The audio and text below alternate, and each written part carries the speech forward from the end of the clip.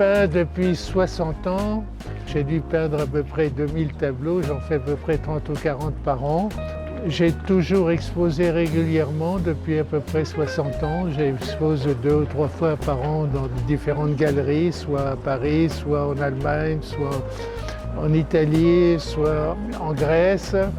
Ici, les tableaux que je présente, bon, c'est pas vraiment des reflets, mais les reflets m'ont toujours passionné. J'ai fait des reflets de la Tour Eiffel dans tous les immeubles en verre autour. Je les ai même inventés à New York.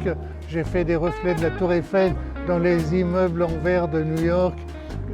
Les reflets, c'est quelque chose d'extraordinaire.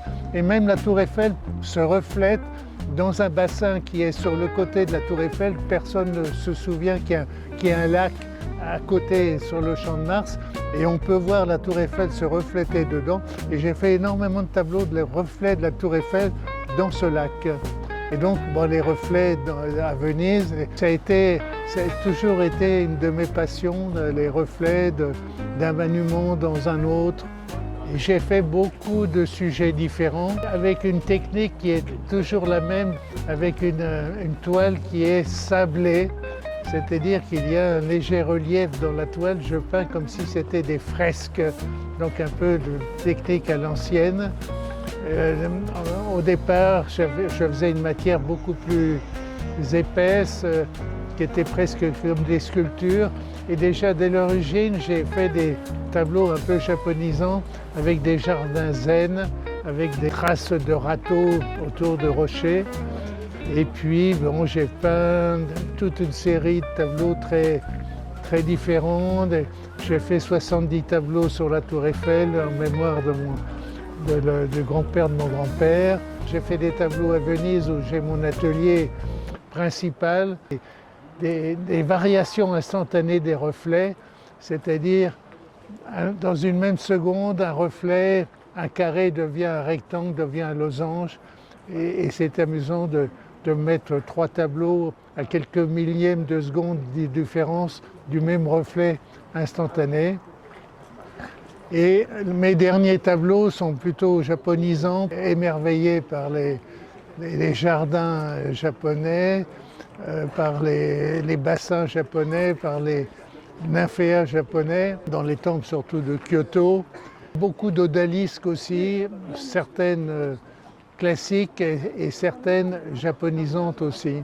J'ai fait des nymphéas du monde, j'ai fait des nymphéas dans tous les pays asiatiques où j'ai été, je les ai vus à Phnom Penh, je les ai vus à Singapour, je les ai vus à Venise, parce qu'il ne faut pas oublier qu'il y a aussi des nymphéas à Venise. Dans le fleuve Scilly, il y a plein de nymphéas. Et j'ai fait beaucoup de tableaux aussi des nymphéas de Venise. Mais moi, j'ai essayé de trouver une technique de matière et j'ai toujours peint avec ce relief, plus ou moins épais, plus ou moins fin. Maintenant, il est relativement fin. Tous mes tableaux ont été avec une matière comme ça. C'est arrivé dès le départ, je me suis passionné pour cette matière.